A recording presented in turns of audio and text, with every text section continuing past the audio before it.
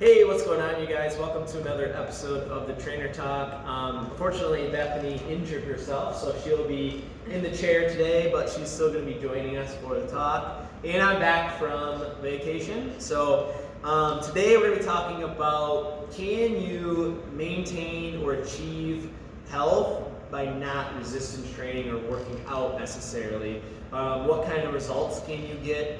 So we're going to go over just some things that people can achieve by just eating healthy and maybe walking or just doing some exercise without working out.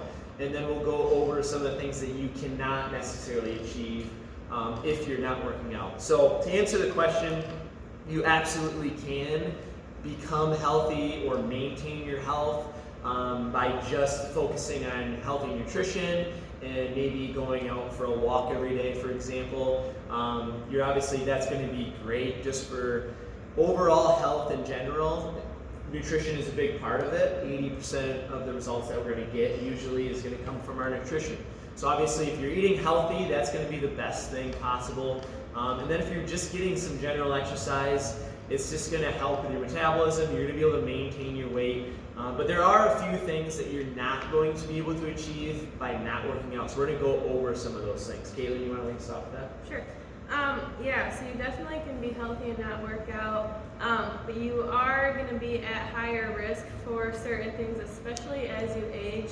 The first one that I'll talk about is osteoporosis, which that is just like your bones super fragile and easily breaking, and that is something that the older you get, the more fragile your bones just naturally become. There's nothing that we can really stop to do that, but we can slow the process of that by working out, by doing resistance training and strengthening those bones so that that doesn't happen. And then another one that kind of goes along with that is your muscles deteriorating. Again, that's something that kind of just happens with age. As we get older, our muscles become weaker, but with resistance training, we can strengthen the muscles and again, slow that process so that you hopefully don't have as many issues as you get older in age.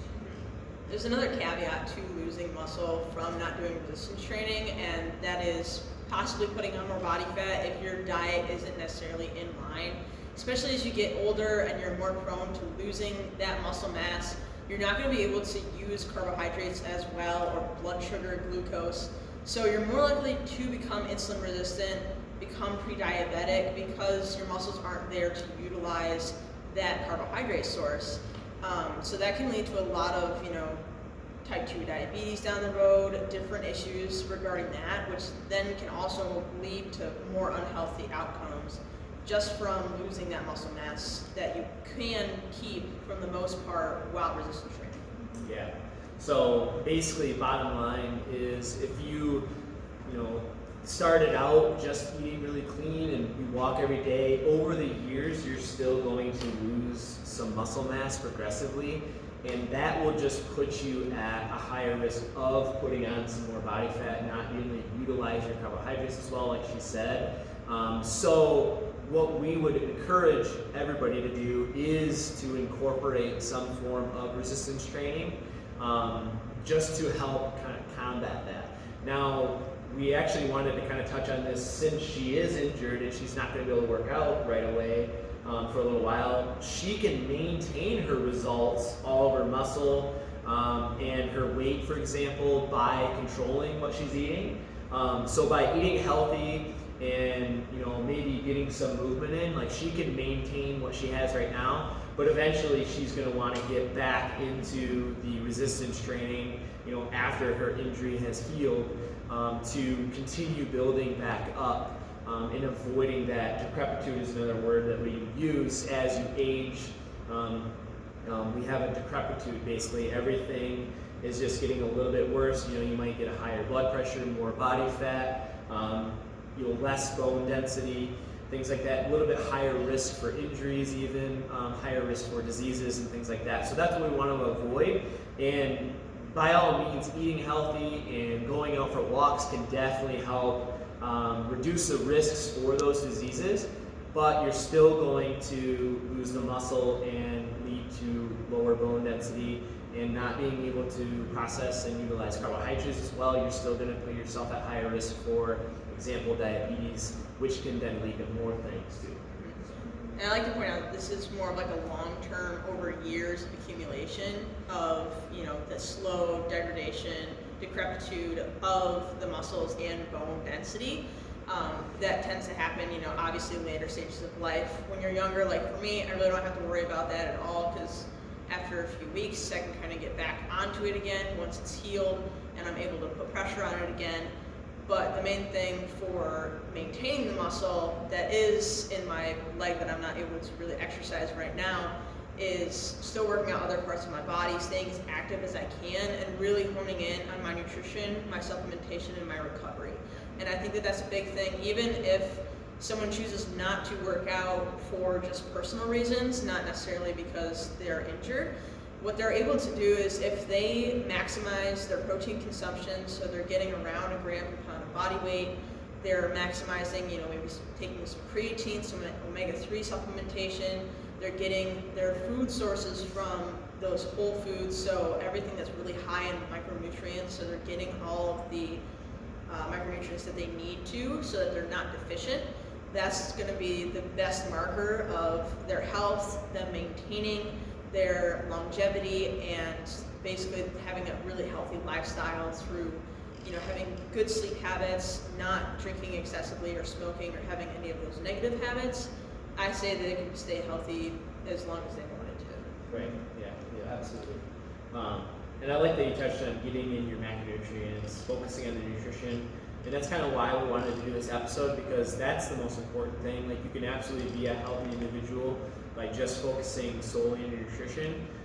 We just kind of wanted to add in the extra benefits that you can get from resistance training. So now that you kind of know what might happen if you don't, by adding in that resistance training and building more muscle, that'll actually help you burn more calories during the day, and you're actually going to be able to keep fat off longer too, which is very cool. So if your goal is to maintain your health as long as you can, we want to try to set you guys up with a plan that can help you do so. So, if you are somebody that right now that is eating really healthy and walking a lot, continue doing that.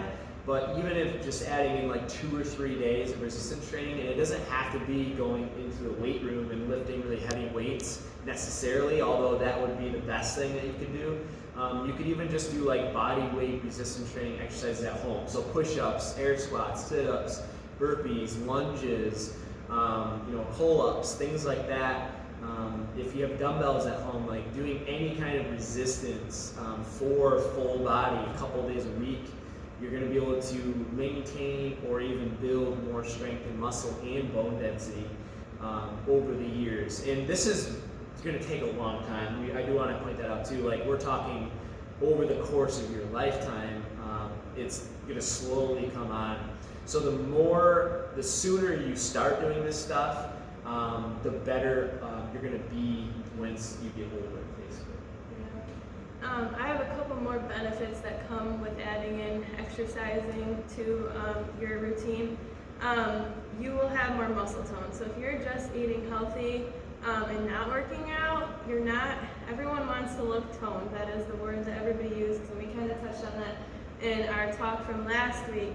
But if you don't do any resistance training, you're not going to get that toned look, because you're not going to be building any muscle. So that's another benefit. The other one is that your heart needs to be worked too in order to be considered strong and healthy, which is where the word cardio comes from. Really all that is increasing your heart rate and working your cardiovascular system, which doesn't have to be done in traditional cardio. It can be metcons or literally anything where you're getting your heart rate up.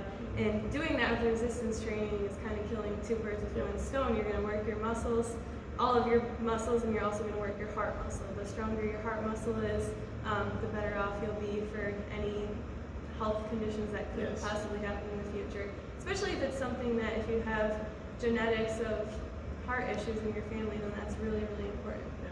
I'm glad you brought that up, because it's funny, communicating with some people, and they say, I want to be lean and toned, but I don't want to build a bunch of muscle. Mm-hmm. And what they don't realize is it's the same thing.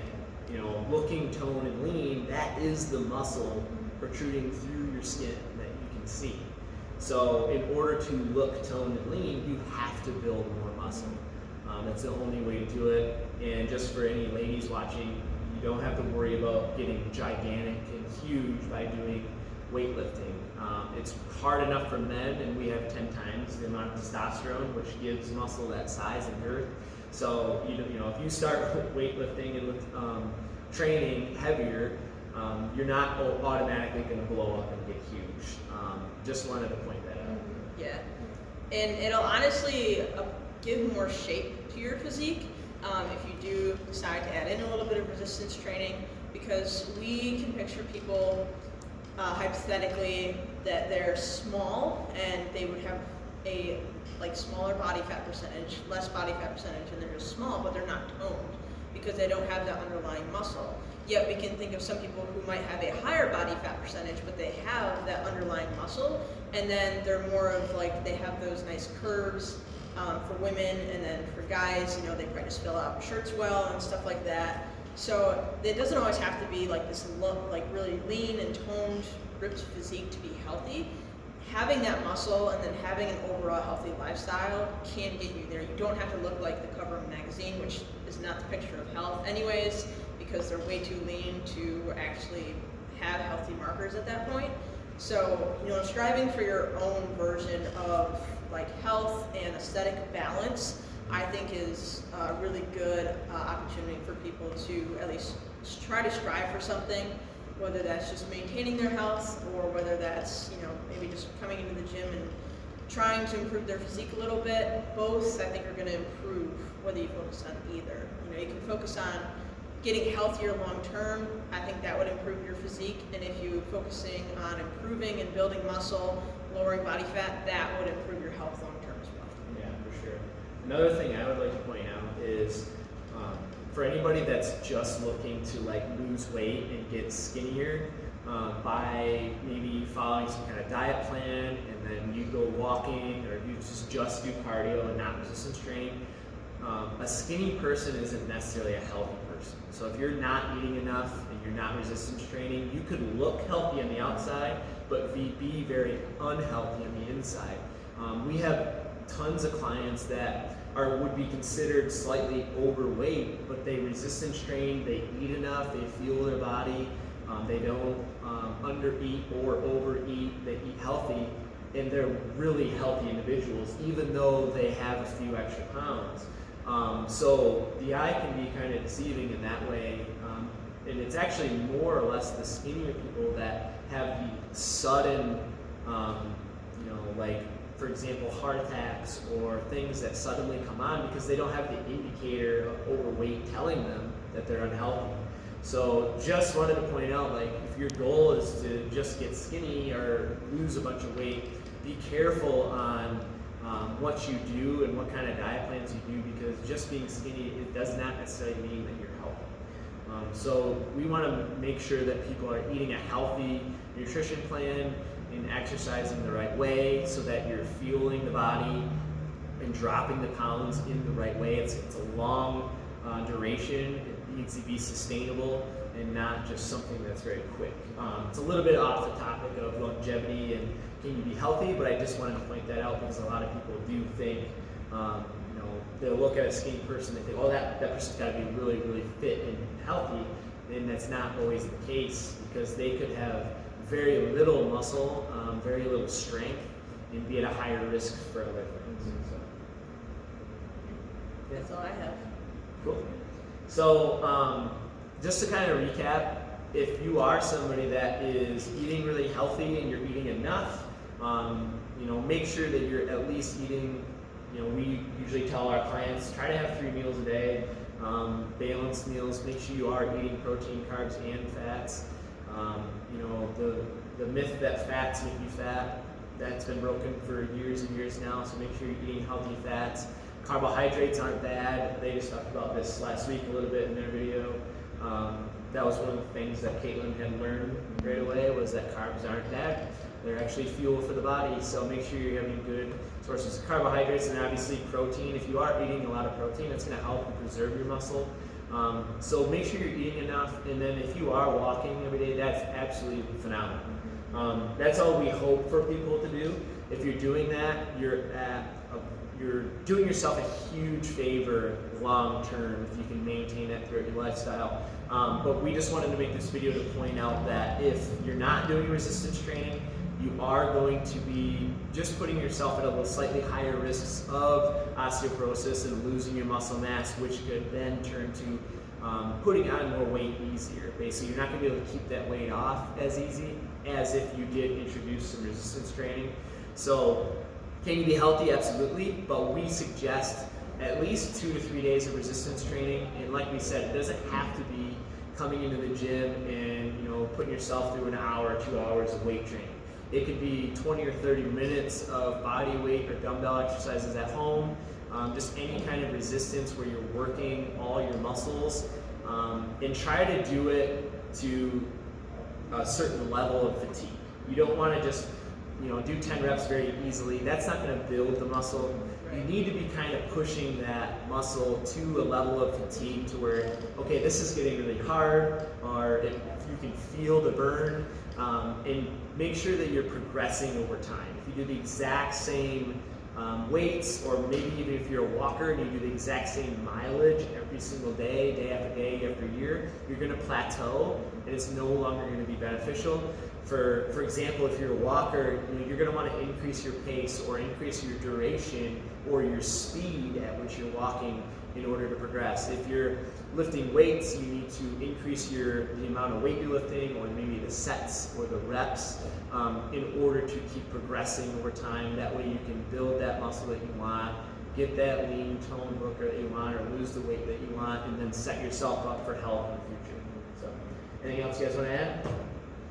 One interesting statistic is in the elderly population, if they reduce their step amount or walking amount to 75% of what they were doing, they significantly lost muscle mass and bone density, and that's just with walking. And obviously that's in older populations, but it shows that even just a little bit of movement like that is important. Yes, and you are getting by hitting the ground over and over when you're walking, that is a form of resistance. There is definitely some shock coming up through your body that's building some density there, but we're just saying by adding some more resistance, it's going to be way more beneficial for you, and you're just going to get a lot better results overall and set yourself up for the long term. So that kind of wraps up our episode for today. So if you are somebody eating really healthy and walking, continue doing so, but consider adding in some resistance training just to kind of take your health to the next level or your results to the next level. If you need help at all, feel free to reach out. We'd be happy to sit down and talk to you to put a game plan together for you. We have classes, personal training, online coaching. We have 24/7 access to the gym. So anything that you need help with, we can help you with it. So until next time, stay healthy and try out some resistance training. See you later, guys.